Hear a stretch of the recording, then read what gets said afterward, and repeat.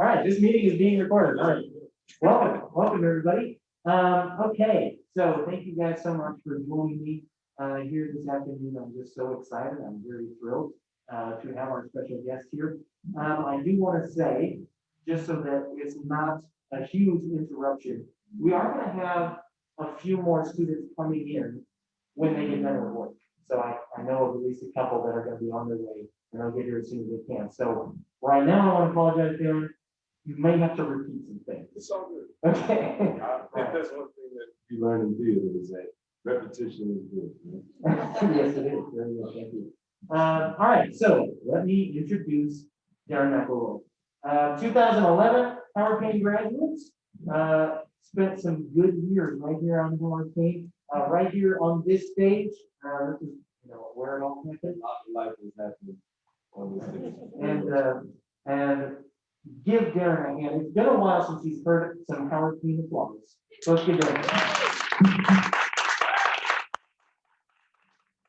So great to have you back on. So kind of what we'll do then is just have a little bit of conversation about some of the things that you've learned and an opportunity for my students. Most of what we have here are theater students. We've got prospective theater students. We've got theater alumni. And we're just excited to hear about your story, hear some of your personal journey. We've got you splashed up on the back here to serve. I know it's big, big space. Big old face up there. Never looked so good. No, I'm just kidding. No. Oh no, I mean I've had many different looks on this stage. Right. Here's one of them. Come on in, Hunter. We're just getting started. Okay, so I set down my questions. I'm just going to have a few questions to get us started, and hopefully then we'll move on. And if you guys have some questions, we'll throw them out. The idea is we'll go up to about 6 o'clock. If we need to go longer, we can. Darren is going to be with us all weekend. He's going to be joining us and participating in 24-hour theater. Yes, I will. It's been a decade since your last 24-hour theater. Come on in, guys. Right? And even then, it's still a blur after the show because 24 hours, your brain was just completely wild. It'll all come back. Maybe not, but welcome, guys. Come on in and make yourselves comfortable. So we're just getting started. So, okay, number one question. What's up, Jake? Yeah. And we'll come back around to that. How they met. Okay, number one question. And this is an easy one. Okay, so during your time here as a student at Howard Payne University, as a theater student, what was one of your favorite plays or your favorite roles to be a part of? Well, okay, so I would say my favorite role, and it might be a surprise, but I really did enjoy the Harlequin. I really did in Grimaldi, King of the Clowns. Was it King of the Clowns? Yeah. Yeah. And it was just because it was very much a challenge, and I had to stretch myself, and I had to do a whole show and not speak, and that was the thing. Okay, so I'll never forget. Dr. Hugo, she said, she was like, "Wow, I showed that you did not have to talk in like that's amazing." Because if there was one thing that I was known for doing was being able to talk in class and to just make conversation. However, so that was definitely, I would say that was probably my favorite role. Now, a favorite role that was, I guess, considered in terms of theater as a whole, I had a comedic role as this old jailer, and just like a little small bit part. But he had this one line, and he was like, "Ah, dang it!" And it just be this whole situation on stage, and everybody loved it. And so, is "ah, dang it" your like catchphrase line? No, not in life, not in life.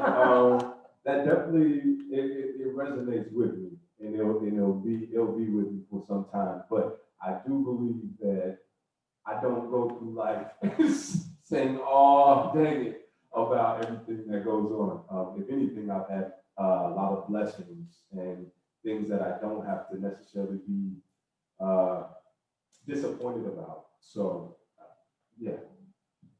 Well, I can say the Harlequin role was one of my very favorites, and certainly one that I think of when I think of your time here. Harlequin in Grimaldi, King of the Clowns, is the role that he's talking about. And again, it was a very physical role. It was all just pure physical acting. Yeah. And another role that I think of, not here at Harlequin, but I want to say this real quick, is I got to see Darren on stage at, this was at Circle Theater 3. Theater 3. Yeah. In, It's a theater in the round, so. and saw him as the mute in The Fantastics, and you were just incredible. I mean, I was laughing so hard from the minute you came out carrying that old man. It was such a fun role, and again, great practice. Yeah, because so he told me, so Mortimer and The Fantastics, and the opportunity just to do that, he didn't have a lot of speaking, but it was, like I said, very physical. But there is a speaking part that that I had to do, and they did what, a Cockney accent, right? So I tried to do my best as possible. But there's the best scene is there's a death scene, right? And so I have to figure out how to die on stage. And the most interesting thing about this theater, like I said, it is in the round, but the way everything was operating, I was having to try to die so that everybody could see. So yeah, there was a lot of running around. There was a lot of screaming, yelling, and things of that nature. But at the end of it all, can you give us a little bit of Cockney? Well, so yeah, I'll break into it. But no, but the funny thing was, I was watching. I did a lot of research with looking at Idris Elba, right? Because he's from South Hackney. And one thing that I guess my shirt shows, and just me as a whole, as a Black actor, it's kind of hard to, it sounds interesting, like Cockney, the way I would hear would not be like My Fair Lady, right? So I wanted to look for someone who looked like me, but also had that same sound. So Idris Elba was the man that I took the knowledge from.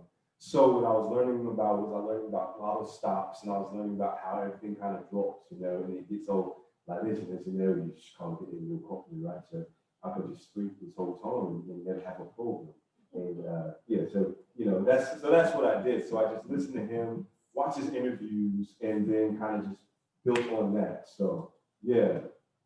All right, great. Thank you so much. Very good answer.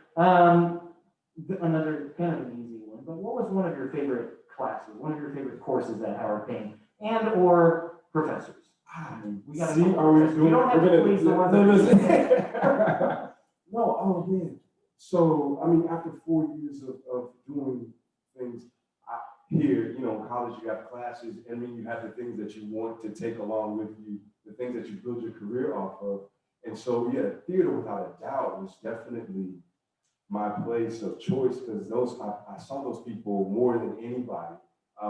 At the time, I wasn't being able to go and really do a lot of the night events, because the night event was either being in a show or rehearsing, and I know that y'all understand exactly what I'm talking about. But I will say, in terms of theater, I really enjoyed theater history. I really did. Enjoy that and able to kind of, I'm the type of guy who likes to see how things become what they are. So when you get up, I remember you doing a lot of seeing how things become like this. Yeah, okay. So I got tired, who doesn't? And so No, he was really good. I could never tell if he was asleep in class or not. So I would throw in a question and say, all right, Darren, answer this question, and he would look up and answer the question. I would answer the question. He's actually awake. And I'll tell him, because there were some days, and they can choose to believe me or not, but I really, fluorescent lights give me a headache, right? So I would close my eyes just to listen and to be there, but the lights just were a problem, right? But then sometimes the lights being a problem, I would close my eyes, and I would start closing a little too long, and then I would get tired, and the next thing I know, yeah, I probably would fall asleep. But there was method behind the madness, so that's it. All right, let's move on. Some things, so other than classes and other than the plays and stuff, living on Howard Payne campus, being a Howard Payne campus student, what were some of the activities and or things that you were involved in beyond just the department? Okay, so I was heavily involved in terms of like the social life as a whole. I lived at Taylor Hall, so you know the dorms there. Taylor just feels a little bit more homey to me. I mean, Jennings at that time, it kind of felt like you were walking into a doctor's office. I don't know if that's still the same. Okay, and I told people this, and it was so interesting because you could meet people and be like, yeah, that's a Taylor guy, right there. And then you could kind of see the difference between the people. But I remember being at I Taylor. was a Jennings guy. Can you tell? I did. I was able to. It's kind of my jib of No, but I mean, there is a difference. I could be in both places and it was fine. But Taylor Hall, so downstairs we had the pool table and we had like ping pong. So the social life for us, I remember that's how I met one of the alums here who was also in theater, who now him and his wife were both in the theater, Angel and Marcy. I remember, and I don't know if you remember this, but the first time we met was through playing pool. And there was a weekend, everybody else was going to like a dance, everybody else was out of town or what have you. And we sat there in Taylor Hall, played pool till about 4 in the morning. And it was just great. So we just kept playing game after game, started talking to each other, like, hey, what do you do? What are you involved in? And I didn't even know he was going to be involved with theater as much as he was, but lo and behold, that was it. Let's see, another thing, Ultimate Frisbee. So I I became pretty well versed in Ultimate Frisbee here. I didn't really know much about it before I got to Howard Payne. So I was inside of the intramurals group. So I played basketball, we did Ultimate Frisbee, and did soccer, I want to say. I can't remember exactly everything, but I was involved with the intramurals there. I was involved with BSM, so I did the Baptist Student Ministry, which was really cool. So we got an opportunity to do some mission trips and be able to see different areas and kind of just help outside of the community and within the community all at the same time. I was involved in the talent show that they had. I did it 2 years, so that was fun. I did some. From what I remember, you won. I did. No, yes. Okay. So yeah, the first talent show that I did, it was either my junior year.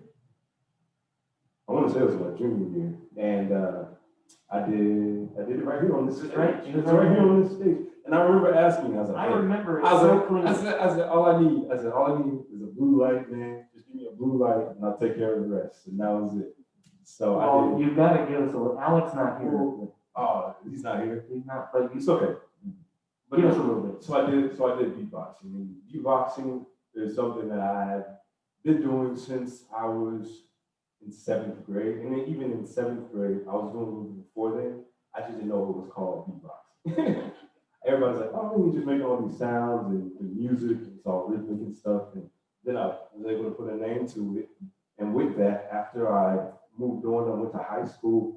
I remember doing this information project that we had in speech, and I did the history of beatboxing. So, like I said, I enjoy history, so I was able to go back and to see how it all came to be, what makes it so important, the different types of artists that exist within that field, what it was being used for, and all of that. So I became a passion of mine. I said some people sing in the shower. I used to beatbox in the shower. Bathroom has beautiful resonance, right? So you're just able to do that. So yeah, I mean, it's it's been a while. Like I've done an actual session of beatboxing, but let's see. Just basic. So basic beats would just be your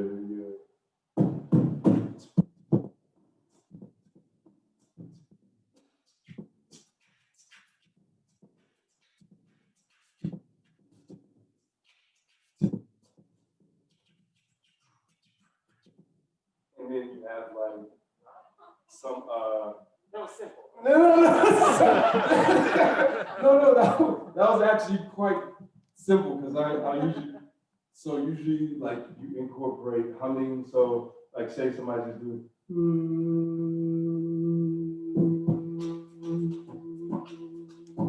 so then you have like all those different things. And then you have like electronic instrumentals. So it's like so you have like different versions and different sounds. So I've always, like I said, I enjoyed it. I could literally go and I'm not going to because I know that this is more, I promise you, I know friends of mine who were like, yeah, you probably beatbox for a whole half an hour and we had to get you to stop. So, so yeah, that's one thing I really enjoyed. With that though, I learned a lot about my identity. And the crazy thing is us being performers a lot of times, we do find our identity being staked in our talents and what we do. And I remember I had to stop beatboxing for a while, especially in middle school, high school, because folks were knowing me as that, and like I could just walk the hallways and they wouldn't even know my name. They just know, hey, that's the guy that beatbox. Hey, beatbox, hey, do this, hey, do this. And so you have these, one-trick ponies or these niches that people think that's all that you are. And you kind of have to take a step outside of yourself and be, well, I have these talents, but I'm so much more than this. And even with theater, you have people who just, like you said, can do the impressions, do the impersonations, and they're so good at it, but sometimes kind of just stake everything that they are in just those pieces of life. And when you try to get to know them as a person, it's pretty lost. They don't really understand where they are.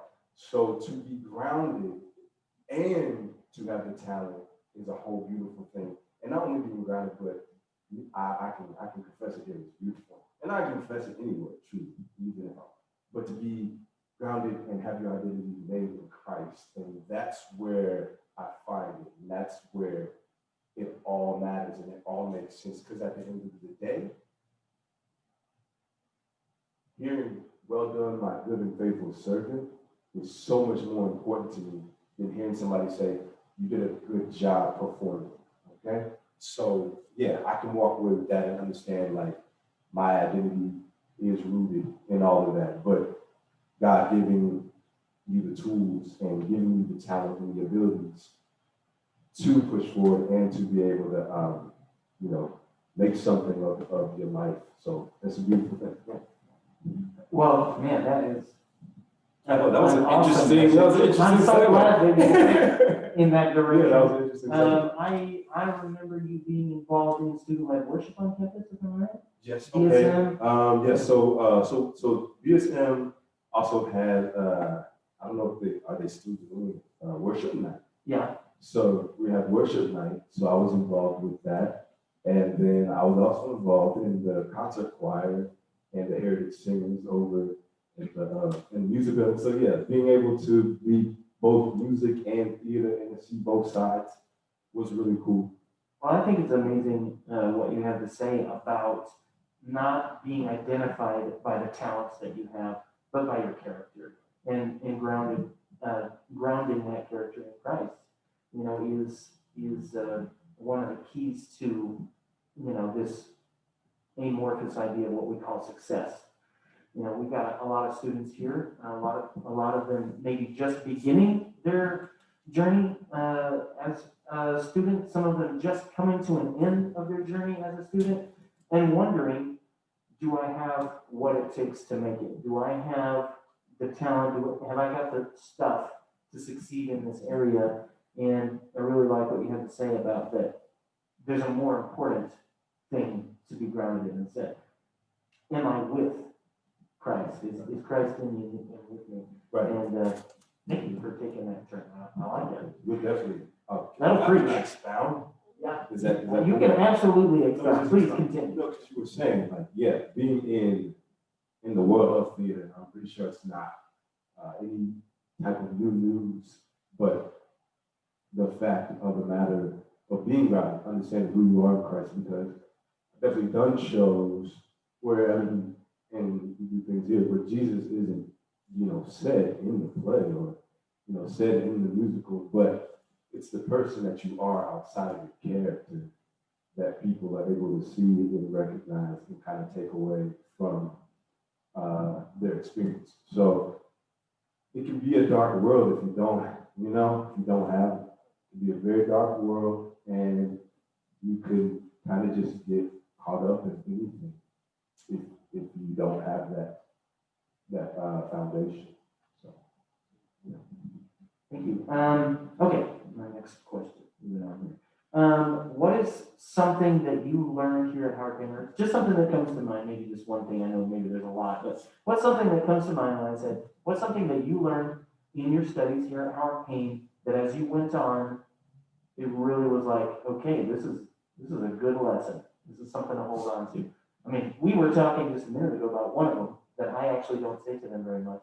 That is Dr. Humfeld famous quote. Right. But something. So I can say, and I think I've told you this as well, but I've definitely, there's things I've walked away, y'all give me so much knowledge and wisdom. Yours is definitely, to be early, to be on time, to be late, and to be late is just unconscionable, but what's so wild about that is I had to learn to use that in my life because I made a few sacrifices in order to get to where I'm at. And one of them was kind of just doing public transportation. And I will tell you about public transportation in Dallas. If you miss one bus, you've missed them all. Like, A cascade of buses. Well, I'm saying, no, honestly, if you're trying to be somewhere and you miss the bus that was going to make you on time, then you're not going to get there. So I will always plan, and I will always have that memory. I was just like, yeah, I got to be early. So I'd rather be a half an hour to an hour early to something than to be completely late. So that's, beyond so much. Dr. You, I could go on, but and so I told you about this, and I don't know if you remember, but it wasn't so much of a lesson that you told to the class, but it was something you specifically said to me. And I don't know, it was not necessarily, it could have been a heated moment, so to speak, but between as heated as a student and a teacher can get. But I was saying something, I was like, yeah, man, and I'm trying to do this. I'm trying. He's like, listen, you're trying. He's like, all the time I see you trying to do something, but you haven't done it, right? And that really stuck with me. I walked through life being like, I don't want to be trying to do things. Everything that I'm doing, it doesn't need to be an attempt to make it happen. You just get it done, And so just having that opportunity to remove myself. I don't remember this conversation at all. It's wow. That's what I'm saying. So it's those moments. He's like, you're always trying. And yeah, that sat with me for a while. I was like, man, yeah, it just sounds like accomplishment wasn't in sight, every time I was trying to do something. So that resonated with me, and I took it. All right, thank you. I'm going to think about that now too. So learn something from myself, I guess. Okay, now, so that question was, what's something that you learned here in your studies? The next question is, what's something that you wish you had learned here before getting out there? Okay, let's just get into it. I wish I learned so much about finances. I wish I learned so much about what it looks like when you leave. Like, I would have dealt with just loan stuff so much differently, honestly. So yeah, having the book smarts and all that was grand, but there was just stuff that ended up happening. You just go, huh, that would have been nice to know. So yeah, I would say that's probably the biggest thing I wish I could have learned is not necessarily. I was pretty good with my money, but you didn't know how good other people were with your money. So I think that was it. I would have loved to have had more of a grasp on that. Okay, okay, something to think about for our students and for me as the professor, because, it's, there's things that you need to know before you go on. It's something we want to know. Okay. All right, so this is kind of my last question, and maybe this will lead on to more, and then we'll open up for some more questions. But beyond Power Pain, moving on, tell us about maybe some of the experiences you had with roles, with jobs within the theater, without the theater. Like, what are some of the things that you've done? Tell us a little bit about your journey. Okay, so the majority of my theater happened in Dallas. So Dallas, Texas, where I was born, and where I spent most of my formative years, from like sixth grade to graduation. And then even while I was here, I would still, go down there to spend my time. So leaving and coming back and having to establish something in Dallas, I pretty much remember every single show that I did, which is amazing. And it's a testament to just the relationships that you build inside of theater. Like, we have a very special job and a very special task. Like, most of the material that we do transcends, more than just what happens on the stage. And that's what when we get into it, that's our mindset. We want to be able to say, the material that I'm doing has the power to evoke change, and has the ability to have people walk away with a different mindset about what they're doing in their life.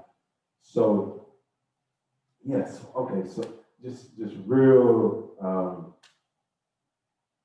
off the cuff shows that I know impacted me in a great way.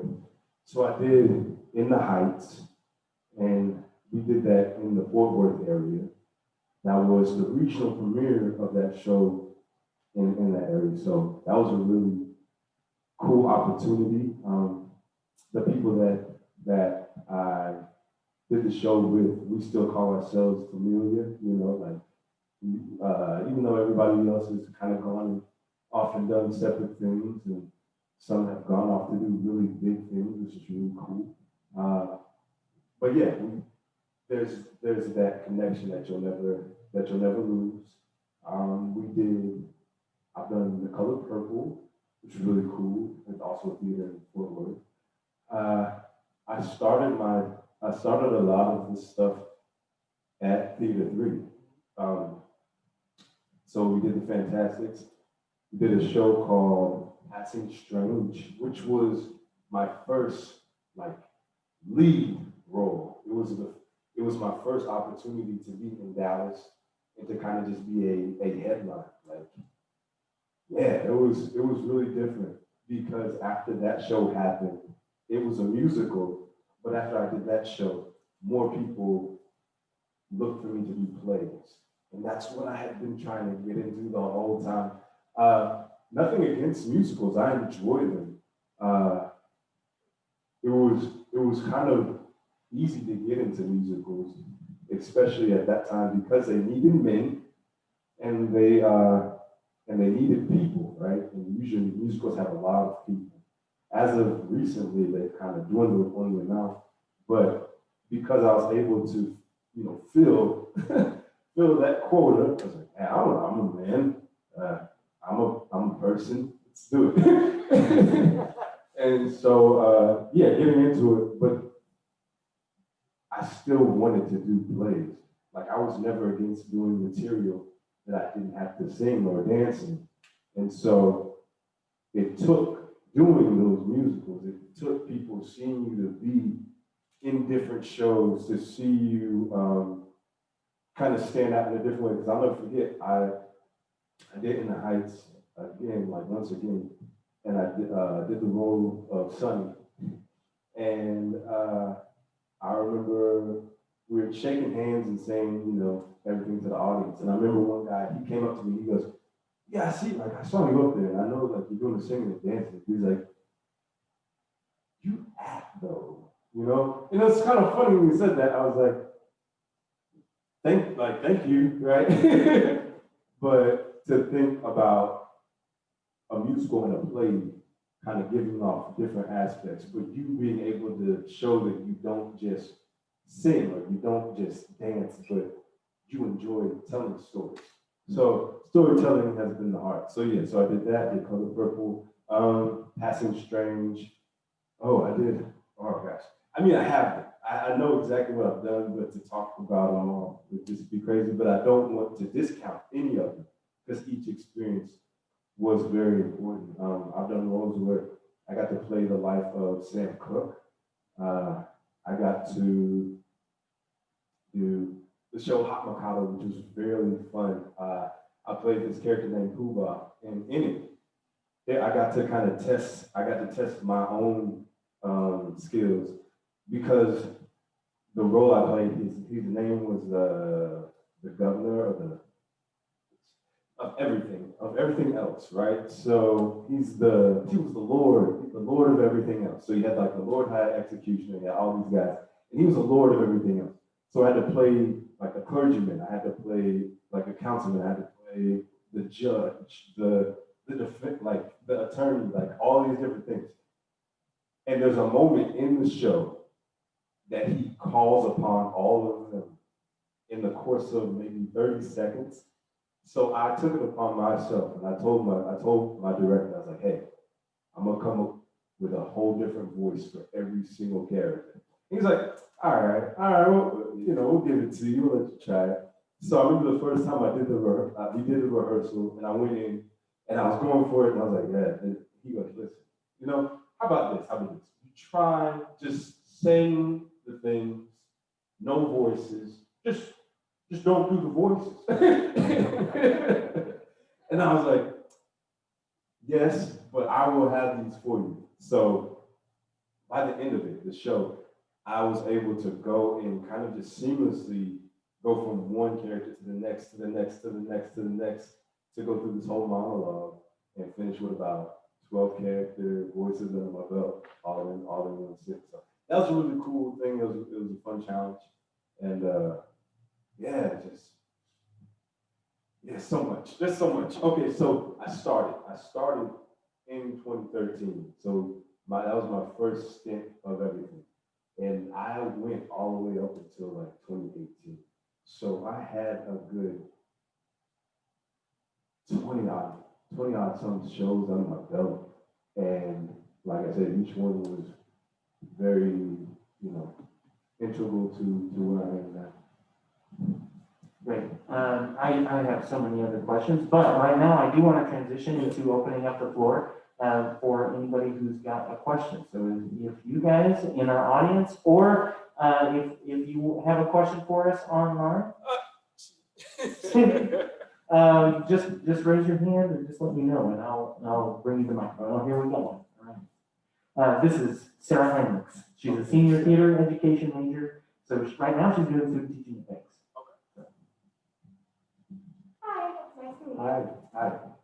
So for me, I remember the exact moment that I was on a stage and I knew like, this is it. Like, this is my life. Like, this is what I want to do. Do you remember any moments or set of moments where you're like, yes, theater? This is what I want to do. Yeah. So in high school, no, good question, Chris. You have people who do the theater in high school, and then when you go, hey, I'm going to do school, and I'm going to do theater at school, they're like, oh, that's nice. And the best thing I've always heard is, oh, so what are you going to do with that? And it's just like, yeah, all right, or like, I'm going to definitely be involved in theater, of course. I mean, what do you do with your business degree? Do business? Like, I I mean, these are the questions, right? These are the questions we get as artists. It's just like, how is it that for some reason our degree seems to be something that people have a hard time understanding, but every other one, it seems like they go and do exactly what their degree says. So, yes. So to answer your question, I was in high school and we did the show To Kill a Mockingbird, and I think that was it. It was more than just I knew that's what I wanted to do. It was more about having other people on board and saying, yes, this is what you should be doing. And I think that goes a long way. Support really goes a long way, especially support within the family and support within, your friends and other instructors. I think that's a big deal because then it shows, okay, maybe I am doing what I'm supposed to be doing and I'm not just thinking this is where I need to be. So yeah, To Kill a Mockingbird, my senior or junior year of high school. Yeah, yeah. Well, I'm not gonna lie, it's getting a little chilly, so I'm gonna put this on. Thank you, sir. Okay, Amber, got a question over here. This is Amber Brandt. She is a theater minor with us. Junior now? Yeah. Okay, so you mentioned how support, encouragement for your family and friends is very important, very integral and stuff, but have you ever had somebody, kind of try to discourage you from that? Like say, maybe put that on the back burner, like put on the side something, try to focus on something bigger or whatever, like different. I guess the number one thing that we usually get is people asking about what is your plan B, right? So they're always like, okay, so say this doesn't work out, what are you gonna do, right? And but sometimes that I know they mean to be helpful, but it does come off as a discouragement. Sometimes you're like, so you don't think this is what I should be doing? And like, well, no, but what if it doesn't work? And that's like going back to everything else. Okay, if you talk to a doctor who's done like 10 years of work, and then you're like, hey, so like, what if this whole doctor thing doesn't work? What are you about to do with that? What if it doesn't pay the bills? And so, and I tell people, I was like, you guys have interviews, we have auditions. It's just different forms of interview, but it's still all the same. And as much competition as we think exists, competition exists in every job. But I think for us, there's more of a subjective aspect where we have to deal in people's creativity and their minds and how they look at things, how they look at the world, and not everybody looks at the world the same way, and not everybody has like the same mentality when it comes to what they want to see on a stage, on a screen, and all these different things. So I mean, the heart will always be the heart, the lungs will always be the lungs, but you can see one play in one place and then see a completely different aspect from somebody else just due to the direction and due to the different creative minds that you have there. So I would say that we have a very unique place as artists as a whole. It's always been unique, but it's always been there. So for those who say that it's hard to do, it's always been here. And you do have the people that, whether you're teaching it, whether you're working behind the scenes, whether you're on the stage, I say as long as you're involved, whether you're writing, because that's huge. The fact that you yourself get to create the story, that's a big deal. That's a lot to take on. So yeah, all of these avenues are very tangible. And the more that I go through life and the more that I see my friends, the more tangible I see it. So the discouragement also adds fuel to the fire. Like they say, you have your naysayers, you have your haters, the ones that are gonna just look and say, oh, there's no way you're gonna do that. And then 5 years or so down the line, they're like, wow, you actually did what you said you were going to do. And to that, you just go, yeah, I did. And so, yeah, I think the discouragement, no matter how you do each thing, like they say, there's no such thing as bad publicity, right?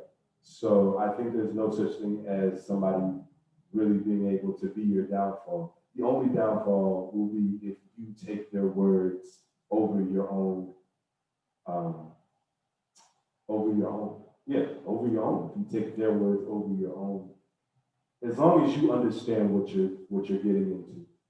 Yeah.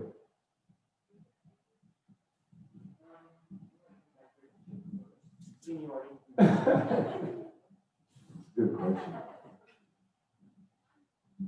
What's up? Hey, how's it going, man? So, So this is like a two-part question. Okay. How did you hear about Sight and Sound? Okay. And what was the audition process like to get to the company? okay, so cool story about that. And she won't care if I grab on her because ultimately the shirt I was wearing represents her in a big way. So her name is Amber, Amber Gibson, and her husband Robert. Me and him met at the Ragtime show. And so me and him both did Ragtime in concert, and that was the very first thing I did in Dallas. And so she just reached out and sent a message and said, hey, my company was doing this. I knew that she was up doing something. I didn't know what it was though. I was like, hey, she's doing theater and she's making it last. And it seems like it's geared towards God. So, more power to it. That's dope. So yeah, she sent me a message along with pretty much all the other actor friends she knew and said, hey, my company's holding auditions and here you go. And I was like, okay. So I think maybe a few days, because there wasn't a lot of time in between. I went to my bathroom. I said I did an audition on video. Next thing I know, I got invite to go to the callback. So it was an online audition. Yeah, I had a video submission. Yeah, and yeah, the rest was just history. But yeah, she has a theater company called A Renee, and she was building off of the University of North Texas, right? And so from there, she built kind of this comedy sketch group, but also deal with Christian topics and views. And so I thought that was so cool. So not only was she being able to represent who she was, but she was able to represent Christ. The most recent thing we did was called The Fresh Prince of Peace. And it, and it dealt with looking at the Christmas story as if it was Fresh Prince of Bel-Air. So Will was Jesus, yeah? Or is that what it was? Yeah, and so, yeah, I think Will was Jesus, and he came to Bethlehem or like Bel-Air, right? And saw this whole different world and was like, oh, how are you living? How are you living? And he kind of just building off of that. So yeah, it was really cool. And so the fact that she was able to reach out and have that knowledge, and then I was able to kind of run with it. That's another thing too. Nothing ventured, nothing gained. I'm telling you, if it seems crazy, as long as it's like legal and not life harming and detrimental to your own sanity, do it, right? You can't lose. You can't lose because I never would have thought like this would have been the plan, you know? I don't think that we always walk in trying to figure out how God's gonna make us work in life and how stuff's always supposed to just come together. You never know what God's going to do. So take the opportunity and say yes to the things that you yourself are kind of not even so sure of. Yeah. Thank you. That's a great answer and something that I do want to point out. And you've said it through that answer and a couple other times that in theater, it is such a small world. Dr. Armfeld will tell you this. It's such a small world and it's so important, not just not just who you know. A lot of times people are like, this business is all about who you know. Well, yes, that's true, but it's also what they know about you. Every opportunity to work is an opportunity where you're showing people that servant spirit, that ability to work well with people, to be on time, to be reliable, to be creative, Yeah. to take risks, and to show, constantly show who you are. And then you never know who is going to be in the room and say, I was really impressed with you. So, okay, another question? Yeah. Right here. You have it. Tally? Oh, did you have a question? Do you still have it? Tally. Yeah. We'll go with Tally. This is Tally Newsom. She's a freshman. All right. Yeah. I was wondering what some of the hardest challenges you had to face while trying to become a professional athlete. Okay. So I know I said the word sacrifices. It sacrifices inside of that. It's like brackets, right? So, for me, I took that road that's more traveled but less wanted. I became a barista, and I was doing barista, and while I was doing that, then I would go and do auditions and start performing through that. But it was so beautiful to do the barista job because it taught me a lot about myself. And so the shirt that you have, the servant artist, right? What it means to serve, right? The fact that being a barista, beyond that, I was able to serve, and people were able to see the servant heart. And not that I was very I didn't gloat about it. I was like, look at me serving you. Enjoy this coffee. I'm doing a great job serving you, aren't I? But it was the fact that because Christ is in your heart, you have really no choice but to do things out of the love of God, right? And I mean, it's just what exudes out of it.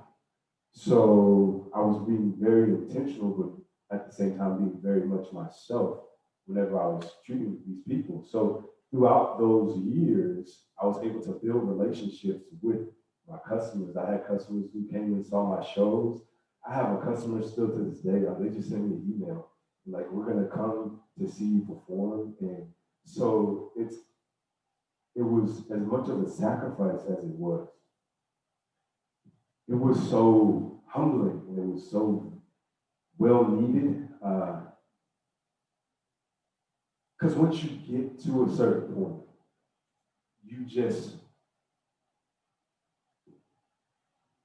once you get to a certain point, it's like you know exactly what you had to do to get there. And if you would have told everybody the long nights, this sounds so cliche, the long nights, the hard days, but I'm literally saying, like, with public transportation, I would wake up at like 4 a.m. to do my barista job. I worked from Monday through Friday, 8 hours a day, so like 5 days a week. And so I would get out of there about 3 o'clock. I had to be at my rehearsal maybe about 5 or 6 o'clock. So I would go catch the train. So I'll catch the train, go to work, leave work, catch the train, go to rehearsal, do about 2 to 3 hours of rehearsal, then go catch the train and be back at the house. By the time I got to the house, it was like 12, usually. And so I would get back up and I would do it all over again. And that was a better part of my life.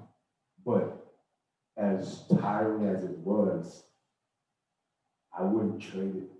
I wouldn't trade it at all. Because with those moments, I was able to embrace everything.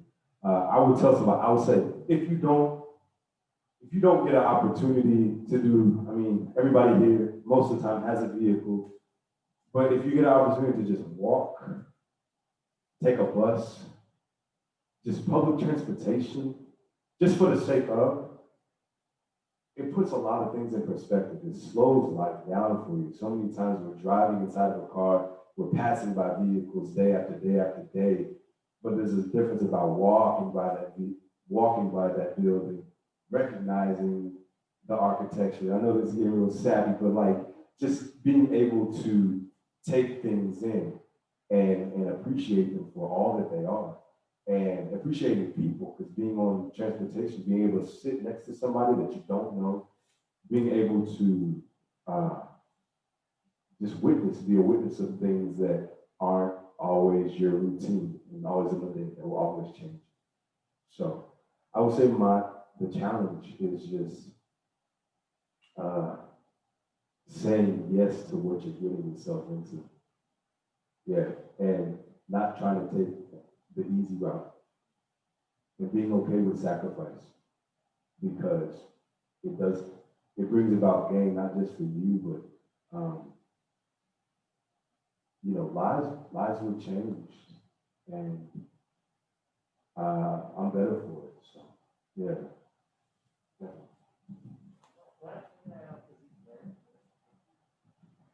So something I was wondering, as an actor, who would you say your biggest inspiration was or is?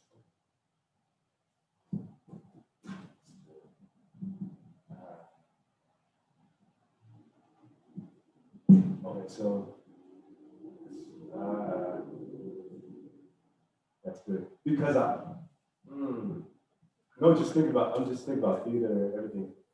I think it was less about a person. And I think it was just more about the art of storytelling.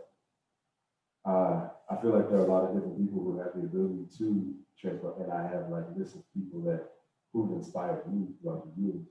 But I feel like it's the all-encompassing thought of storytelling, being able to just be the truth of something.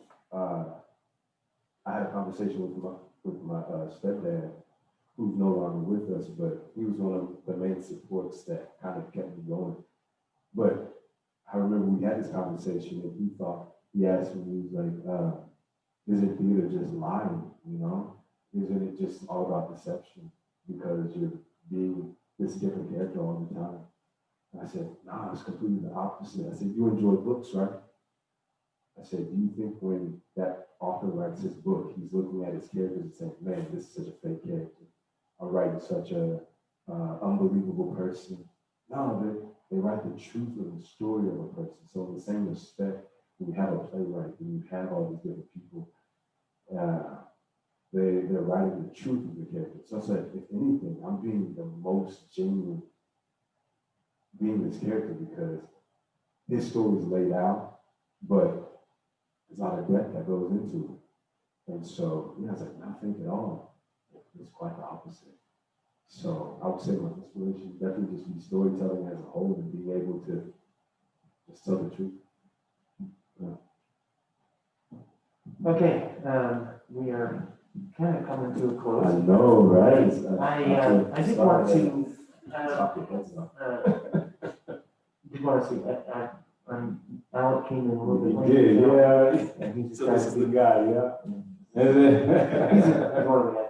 Well, I wanted to kind of close with a couple of questions. Okay. And I'm not sure. I think we've got enough time for both of them. But especially just kind of for where I can we are truncate. now. I'm good at truncate. I can do that, Okay. even though it doesn't seem like I can. You can take these in either order that you want. Okay. So, first question and or second question. First one, with the way that 2020 has been, what has the COVID-19 situation been like for you as a professional artist, working with professional artists? What has it meant to your job, in your career? Here's the second one. Okay. Unless you want to dive in. Yeah. Okay. And here's the second one. With where we are as a country, where we are in our faith as a nation, as a culture, is there a moment that you could share with us that would help open like eyes and share your journey, where all of a sudden, or maybe through a process of events or a specific event, where race really became a moment, like this moments where this was an issue that you would like to maybe share with us, to kind of like open our eyes to your journey, your experience. I'll start with the COVID situation. Yeah. So, I mean, COVID, ultimately, but like sight and sound, it's a blessing. It's a blessing. Just to see everything that's happened. theatrically, but everything that has happened theatrically, the fact that when you're an artist, you're always an artist. So regardless of what has occurred, people are like, no, I gotta still get my story out there and they make it happen. So you have like Zoom plays. It sounds so funny to think about that being a thing, but yeah, you have people who I know that a play was created and people had it done in a parking lot. And then they had it surrounded by cars and they did it at night. So then they turned on the headlights and they performed and that was the stage. And so it's just like, you never, way to make it you happen. make a way. Like, I feel like art always has a way. There's no moment where people cannot figure out how to get their creations or their different concepts across. But in terms of doing like actual stage work, I'm not gonna lie, there have been moments where it's been challenging because I'm like, we're doing this. But at the same time, it's like, we're doing this and we're able to take the stage and be able to be in a place that a lot of people weren't getting the opportunity to be a part of. And the fact of the matter is, the material that we're doing is, centered around Christ. And so people are hearing the gospel in the form of theater. And, that's a really cool thing to take on. So the second question, okay, so being here, my time for the most part, I was the only Black person, not even just Black male, but Black person in theater. And that wasn't the first time. I mean, in high school, I was the only Black man doing theater.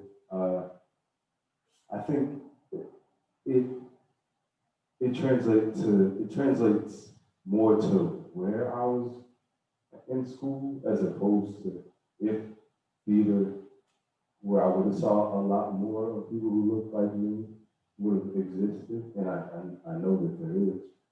But being here it wasn't necessarily challenging, but there were those moments where like I guess going to the library sometimes or going and seeing different plays that you knew encompassed the background of the lifestyle that you feel acclimated to, that you feel comfortable with, and just not being able to see that exist on this stage. I mean, I don't take anything away from you all. I believe that, this wasn't the place that it was going to happen. But it's not because it wasn't welcome, I guess. It's just sometimes, depending on what you want to do for theater, Black men don't really get into it as heavily in college, as much as they look and say, oh, it's the Hollywood life, and they look at the things, moving forward. But ultimately, it's to learn it, to understand theater, to grasp it. There's not a lot of us who go to school for it. So it did have its moments of where I was like, man, I'm it. And sometimes you felt like you had this charge that you had to, something like a burden on your back. Like, I'm carrying it for all of us. And I kind of had to shed the weight of that because I was doing theater. Now there is a place for it, and Black theater does exist, but it's because of the stories, and that's it. It's not so much about the fact that we're just going to be, very candid about this. It's not just about like having these shows that have a lot of white people in them. It was because you had a white playwright who wrote plays about his experiences or what he saw, and creating. And so I wasn't looking for this white playwright, this white man to really tell our stories because we would feel led to just do it, you know? And so more and more there have been more playwrights of color that have come out and they are able to tell their stories, and with that you're able to now have a avenue where I can audition and I can be in it, and it's not like me trying to fit myself into the character, but it's like, oh yeah, that makes sense. I can definitely do that. So right now, even in I know in Broadway and everything, like the whole concept of what theater has looked like in America has definitely been a heavy talk. And just in terms of representation as a whole, like if you could have a list of the main theater performances of plays that go on in this world, are the ones that are considered the classics, what would that show about the nation? And I can honestly say it would show that Black people didn't exist. Honestly, besides early on, besides like The Wiz and The Color Purple and all these other Broadway shows, it wasn't made for. I mean, because we're talking about an organization. We're talking about a society that had been around for like since the 1930s and everything like that. And at that time, segregation, everything was still alive and well. So what was deemed good, what was deemed appropriate, wasn't on the side of Blacks, and this the nation did not associate quality when it came to Black people at that time, and that's always hard to hear. But it's so beautiful to see the growth, but so much change is still needing to be taking place. And Broadway's taking those steps as of recently, just hearing out the people and understanding like they did live in what was considered white theater. And it sounds so wild to say because it was just called theater. And that was it. Like the thing that I remember so much is that you had to put like Black in front of everything, but you could remove the Black, and if it was history, then it just meant that that was the norm, and the norm just meant that it had, white attached to it. And so I'm not here to bash anything. I just know that we all know what this nation has been, what it still is, but what it has the ability to become. And the biggest thing is that Christ is the church. That's the part that upsets me the most. We have theater, but the church looks at the world the same way that the culture does, and that's a problem. And the moment that Christ followers can look at the world the way that Christ sees it, regardless of what we are, that's when the real change happens. And so to be an actor who also loves Christ, I have had those times where I've had to butt heads and be like, I get what you're saying, but this makes more sense. So race, I feel, will always be a conversation until it's not. And that sounds very funny, very basic, but that's the truth. All right. Well, thank you so much, Darren. This has been great, and I think I just want to end with just one thing. I remember we had a guest artist here one time, and we kind of ended with this. If you have one piece of advice for our students, just one thing you can grab onto, just a throwaway, even if it's cliche. Yeah. I'll take it from the Alpha Psi Omega motto, which is seek a life useful. Really take that to heart. Just whatever you do, find yourself making use in this world, making use for the Father, you know, for His kingdom. Just seek use in everything that you do, and you will be better off for it. You will feel more fulfilled in life because you will never feel that you're supposed to be doing more than what you're doing in that moment. Thank you so much. Let's give Darren a hand. Thank you.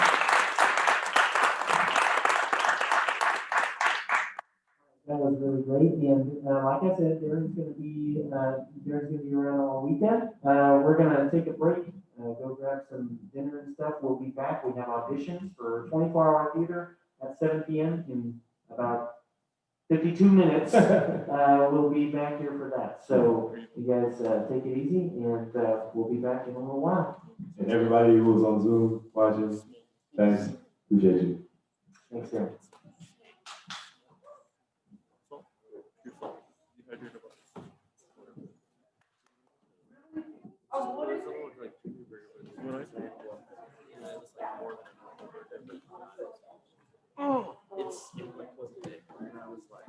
Well, thank you so much for joining us. It was a pleasure to get to meet you digitally. And so I'm going to go ahead and shut it down. So thank you. Thank you. All right. Hopefully we'll meet you soon. All right. Bye.